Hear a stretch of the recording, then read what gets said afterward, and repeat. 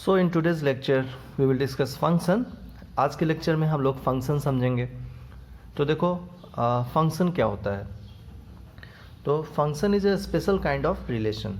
आपने रिलेशन पढ़ रखा है, तो उन रिलेशंस में से एक खास तरीके का रिलेशन होता है जिसको हम लोग फंक्शन बोलते हैं। तो फंक्शन को भी डिफाइन करने के लिए हमें एक रिलेशन चाहिए। तो जैसा कि तुम्हें पता है कि रिलेशन हमें दो कार्टेशियन प्रोडक्ट के सबसेट्स को, एनी सबसेट्स को आप रिलेशन बोलते हो। तो फंक्शन को भी डिफाइन करने के लिए हमें दो हमें नॉन एम्प्टी सेट्स कर सकते हैं सबसे पहले चाहिए। तो देखो इसको कैसे लिखते हैं कि for two non empty sets, for two non empty sets A and B. सबसे पहले हमें दो non empty sets A and B की जरूरत होती है। ठीक है, for two non empty sets A and B, a relation from A to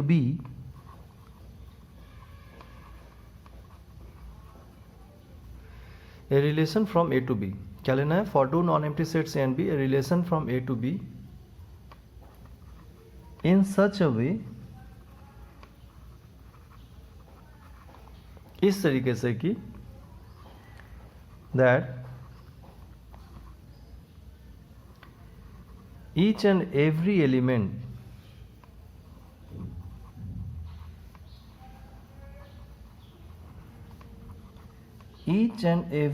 of set A, set A का प्रत्येक element, each and every element of set A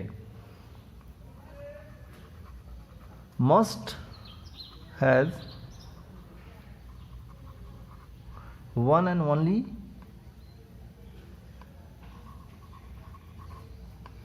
one relation, must has one and only one relation with set B elements। क्या समझे? ठीक है, इसको समझने के लिए मान लो तुम्हारे पास एक सेट A है 1 2 3 और एक सेट B है A B और C। तो इधर हम सपोज कर लेते हैं ये है सेट A और ये है सेट B, सेट A और सेट B।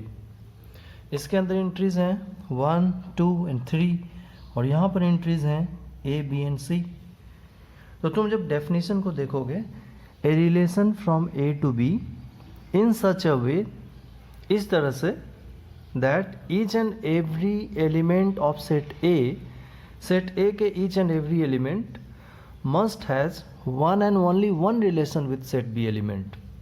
तो इसका पहला एलिमेंट आपने लिया 1, तो तुम जब रिलेशन बनाते हो तब तो तुम लिखते हो ऐसे 1, A 1, B 1, C, है ना, लाइक दिस। तो each and every element of set A must has one and only one relation with set B element। तो तुम्हें अब क्या करना है, इसको तुम किसी एक ही एलिमेंट से रिलेट कर सकते हो और ऐसा निश्चित रूप से होना चाहिए। Must has one and only one relation with set B element. तो 1 को या तो आप A से रिलेट कर सकते हो या B से या C से। Only one relation with set B elements. तो मान लो मैंने 1 को रिलेट कर दिया B से, ठीक है। अगर आप 1 को A से भी रिलेट कर दोगे तो फिर ये रिलेशन रॉन्ग हो जाएगा। यहाँ पर ये कहता है कि must has one and only one relation with set B element. सिर्फ और सिर्फ एक रिलेशन होना चाहिए और ईच एंड एवरी एलिमेंट का होना चाहिए। तो 1 को तो आपने दिखा दिया, अब 2 का मान लो मैं A से कनेक्शन दिखा दिया और 3 का कनेक्शन C से दिखा दिया। अगर हमें सिंपल और रिलेशंस बनाने होते तो वी कैन से हियर कि 3, A 3, B 3, C, 3 को हम A B C तीनों से कोरिलेट कर सकते हैं ना, लेकिन फंक्शन बनाने के लिए आपको किसी एक से कोरिलेट करना पड़ेगा। तो ये देखो 1 के कितने रिलेशंस हो गए? Only one relation. 1 किससे कनेक्टेड है? ओनली वन एलिमेंट B से। 2 का ओनली वन रिलेशन है, 3 का one and only one relation है। तो इस रिलेशन को हम लोग फंक्शन बोलेंगे फ्रॉम A टू B। दूसरी बात आप यहाँ पर समझो, मान लो ये A है, ये B है, यहाँ पर एंट्रीज हैं 1 2 3 और यहाँ पर एंट्रीज हैं ए बी सी। 1 का कनेक्शन हमने ए से दिखाया, 2 का कनेक्शन सी से दिखाया, 3 का कनेक्शन भी सी से दिखाया। अब हमें चेक करना है कि क्या ये रिलेशन फंक्शन है। तो तुम तो बस एक ही बात याद रखो कि each and every element of set A must has one and only one relation with set B elements. तो तुम तो सेट ए के एलिमेंट्स का रिलेशन चेक करो कि इनका एक ही रिलेशन है या मोर देन वन है। तो 1 के कितने रिलेशंस हैं? सिर्फ ए से 1 रिलेशन है। इन चीज़ों को मत देखो ये क्या हो रहा है इसमें, तुम तो बस यहाँ से चेक करो कि इसके कितने रिलेशंस हैं। 2 के कितने रिलेशंस हैं? तो 2 का रिलेशन सी के साथ है और किसी के साथ नहीं है, ओनली 1 रिलेशन। ठीक है, डेफिनेशन सेटिस्फाई हो रहा है। 3 के कितने रिलेशंस हैं? 3 के 1 रिलेशंस हैं, 3 के 1 रिलेशंस हैं। तो ये क्या है? फंक्शन है। बात समझ में आ गई। ओनली 1 रिलेशन होना चाहिए, ईच एंड एवरी एलिमेंट का होना चाहिए। देखो एक और एग्जांपल लेते हैं यहाँ पर। मान लो इसके अंदर एंट्री 1 2 3 है, ये सेट ए है और यहाँ पर हमने एंट्री लिया बी, यहाँ पर कुछ एलिमेंट्स हैं ए बी सी। तो तुमने 1 को कनेक्ट कर दिया सी से, 2 को कनेक्ट कर दिया बी से। अब पूछा जा रहा है कि क्या ये रिलेशन फंक्शन है। तो यहाँ पर हम देखेंगे हमारा डेफिनेशन क्या है। Each and every element function relation from A to B, A to B अगर रिलेशन है is set to B a function only when each and every element of set A must has one and only one relation in set B. निश्चित रूप से each element of set A का one and only one relation होना चाहिए set B में। तो 1 के कितने रिलेशंस हैं? 1 रिलेशन। 2 के कितने रिलेशन है? 1 के। 3 के कितने रिलेशन? अरे 3 के तो एक भी रिलेशन नहीं है यहाँ पर, 3 तो किसी से कनेक्ट नहीं है, रॉन्ग हो जाएगा। ये फंक्शन नहीं है, ये फंक्शन नहीं है, नॉट अ फंक्शन। ये सिर्फ रिलेशन है, फंक्शन नहीं बन पाया। ध्यान दीजिएगा, फंक्शन बनने के लिए हमें क्या चाहिए यहाँ पर? Each and every element of set A must has one and only one relation in set B. सिर्फ और सिर्फ एक रिलेशन होना चाहिए सेट बी में और मस्ट निश्चित रूप से होना चाहिए। तो 3 के एक भी रिलेशन नहीं बने, इसलिए फंक्शन नहीं बन पाया। इन दोनों केस में फंक्शन था। बात समझ में आ रही है। एक और एग्जाम्पल मैं तुम्हें यहाँ पर दिखा सकता हूँ। ये देखो, मान लो, चलो 1 मिनट, ठीक है, एक और केस मैं तुम्हें यहाँ पर दिखाता हूँ। ये देखो, ये सेट ए है, ये सेट बी है, इसके अंदर एंट्री 1 2 3 है, यहाँ पर एंट्री ए बी सी है, relation from A to B है। तो हमें क्या हो रहा है यहाँ पर? मान लो हमने 1 का रिलेशन ए से दिखाया, 3 का रिलेशन बी से दिखाया, 2 का रिलेशन सी से दिखाया और मैंने 2 का रिलेशन ए से भी दिखाया। अब हमसे ये पूछा जा रहा है क्या ये रिलेशन फंक्शन है। हम तो डेफिनेशन चेक करेंगे। Each and every element of set A must has one and only one relation in set B. तो 1 के कितने रिलेशन है? 1 के कितने रिलेशन है? 1 ए से कनेक्टेड है, 1 रिलेशन है। आगे बढ़ो, 2 के कितने रिलेशन है? तो 2 ए से भी कनेक्टेड है और 2 सी से भी कनेक्टेड है। तो 2 के तो 2 रिलेशन निकल गए। डेफिनेशन कहता है one and only one relation होना चाहिए। तो ये यहीं पर रॉन्ग हो गया कि this is not a function, not a function, not a function. बात समझ में आ रही है? तो ये फंक्शन का जो हमें डेफिनेशन बताया गया कि relation from A to B for two non-empty sets, a relation from A to B is a function only when each and every element of set A must has one and only one relation with set B elements. Set B elements के साथ सिर्फ और सिर्फ एक relation उनका होना चाहिए, तभी हम उन्हें फंक्शन बोलते हैं, अदरवाइज उन्हें फंक्शन हम नहीं बोलेंगे। ये बात समझ में आ गई। चलो एक चीज़ मैं और दिखाता हूँ। ये देखो, 1 2 3 ए बी सी। मान लो मैंने 1 का कनेक्शन ए से दिखाया, 2 का ए से दिखाया, 3 का ए से दिखाया। क्या ये रिलेशन फंक्शन है? सेट ए टू बी ले रहे हैं, फ्रॉम ए टू बी। क्या रिलेशन फंक्शन है? तुम तो इन चीज़ों पर ध्यान मत दो, तुम तो ये देखो कि each and every element of set A must has one and only one relation with set B elements. तो 1 के कितने रिलेशंस हैं? एक रिलेशन, ए से कनेक्ट है, ठीक है, गुड।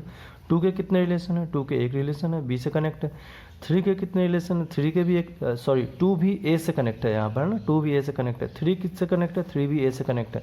तो 3 के भी एक ही रिलेशन है with A, only one relation. 2 के भी ओनली वन रिलेशन है, 1 के भी ओनली वन रिलेशन है। So this is a function, ये फंक्शन है। Is it clear? अब जब तुम्हें इतनी बात समझ में आ गई है कि किस तरह के रिलेशन को फंक्शन कहते हैं, अब मैं तुम्हें इसमें और डीप अंडरस्टैंडिंग और हम लोग अब इसको स्टडी करें कि फंक्शन के अंदर और हमें क्या क्या दिख रहा है। मान लो ये हमारा अभी इस रिलेशन को हमने यहाँ पर फंक्शन बताया है क्योंकि सभी के एक एक रिलेशन है। अब आप बी सेट से ए की तरफ देखें क्या हो रहा है। तो देखो बी सेट से अगर आप देखोगे तो अगर लेफ़्ट टू राइट गए तो हमें तो ईच एंड एवरी एलिमेंट का one and only one relation यहाँ पर है। अगर राइट टू लेफ़्ट जाएंगे तो हमें क्या दिखेगा यहाँ पर, राइट टू लेफ़्ट जाते समय कि बट इन राइट सेट में एनी एलिमेंट में has more than one relation. Right set से अगर आप देखेंगे तो ए के कितने रिलेशंस हैं, 1 2 3 रिलेशंस हैं। तो इसको आप ऐड कर सकते हैं, while elements of set B में has more than one relation with set A elements. अगर आप प्रीवियस एग्जाम्पल्स को देखें तो प्रीवियस एग्जाम्पल से हम लोग यहाँ पर ये देख सकते हैं कि यहाँ पर तो सेट बी के एलिमेंट्स के कितने रिलेशन है, इसके भी वन रिलेशन है, इसके भी वन रिलेशन है, इसके भी वन रिलेशन है। जबकि यहाँ पर देखें तो सेट इस एलिमेंट के तो वन रिलेशन है, बट एलिमेंट सी का जो सेट बी के अंदर है उसके मोर देन वन रिलेशन है, 1 and 2। तो कभी इसके अगर आप राइट टू लेफ़्ट देख रहे हो तो ओनली वन रिलेशन हो रहा है, कभी मोर देन वन रिलेशन भी बन जा रहा है। ठीक है, यहाँ पर मैंने देखा तो यहाँ पर एक ही एलिमेंट के 3 रिलेशन है। तो तुम्हें यहाँ पर अब मैं एक बार में मैं नहीं लिखा था कि एक बार में बहुत ज़्यादा तुम्हें समझ में नहीं आएगा।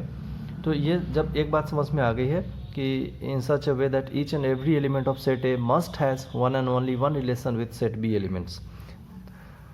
और यहाँ पर एक लाइन आप ऐड कर लेंगे, while elements of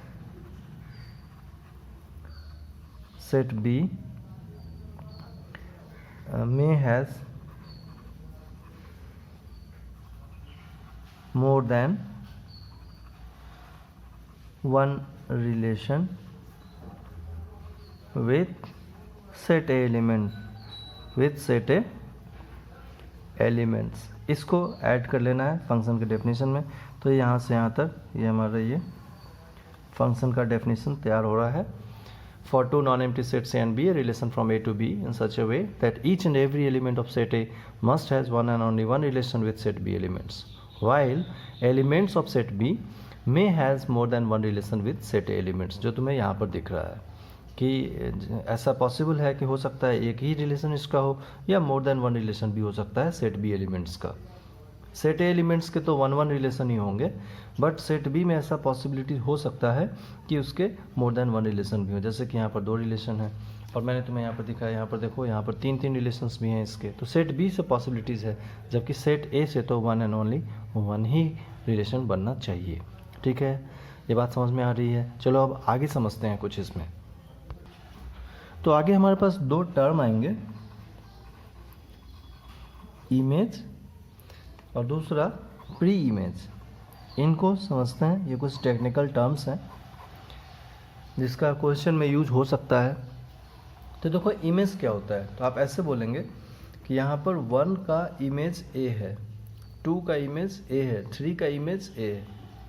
A to B जाएंगे तो 1 का जिससे रिलेशन है उसको इमेज कहा जाता है। 1 का इमेज यहाँ पर ए है, ठीक है। 2 मैं देखो एरो दिखा रहा हूँ उधर, तो 2 का इमेज क्या है बताओ, इसमें 2 का इमेज क्या है, 2 का इमेज भी ए है। और 3 का इमेज क्या है, 3 का इमेज भी ए है। बात समझ में आ रही है। ये तो फंक्शन ही नहीं है, जो फंक्शन है ही नहीं तो हम इमेज प्री इमेज की बात यहाँ पर रिलेवेंट नहीं है। जनरल हम लोग फंक्शन के साथ इमेज और प्री इमेज को यहाँ पर डिस्कस करते हैं। यहाँ पर देखो ये फंक्शन है, इसमें हम इमेज प्री इमेज की बात करें तो 1 का इमेज क्या बन रहा है ए, 2 का इमेज सी, 3 का इमेज सी। 1 का इमेज क्या बन रहा है बी, 2 का इमेज ए और 3 का इमेज सी बन रहा है। ठीक है, हालांकि तुम बोल सकते हो जैसे मान लो ये फंक्शन नहीं है तो 1 के क्या इमेज बन रहे हैं सी, 2 का क्या इमेज बन रहा है बी, 3 का कोई इमेज ही नहीं बन रहा है। ऐसे आप बोल सकते हैं कि 3 का कोई इमेज ही नहीं बन रहा है इसलिए फंक्शन नहीं है। ठीक है, यहाँ पर भी आप बोल सकते हो 1 के कितने इमेज बन रहे हैं, 1 के एक इमेज बन रहे हैं, 2 के कितने इमेज बन रहे हैं। तो चूंकि 2 के इमेज ए और सी दो इमेज बनने लग गए, इसलिए ये फंक्शन नहीं है, हम बोल सकते हैं। बट यूजुअली इमेज और प्री इमेज तुम्हें क्वेश्चंस में आएगा, उनको आप समझेंगे क्या है इमेज और प्री इमेज। अब देखो प्री इमेज क्या है, तो राइट टू लेफ्ट जब हम आएंगे, जैसे ए का प्री इमेज क्या है, तो ए का प्री इमेज कौन है, ए किससे कनेक्ट है, ए का प्री इमेज 1 है, ए का प्री इमेज 1 है, ए का प्री इमेज 2 भी है और ए का प्री इमेज 3 भी है। तो ए के प्री इमेज क्या क्या बन रहा है, 1 बन रहा है, 2 बन रहा है, 3 बन रहा है। ए के प्री इमेज तीन pre image, we have 3 pre image for A, 1, 2 and 3, ठीक है ना। बात समझ में आ रही। यहाँ पर ए के प्री इमेज कौन कौन है, तो ए का देखो किससे किससे कनेक्शन है, ए का कनेक्शन 1 से है, ए का कनेक्शन 2 से है, तो ए के 2 प्री इमेज बन रहे हैं 1 एंड 2। सी के कितने प्री इमेज हैं, सी का प्री इमेज 2 है, बी के प्री इमेज 3।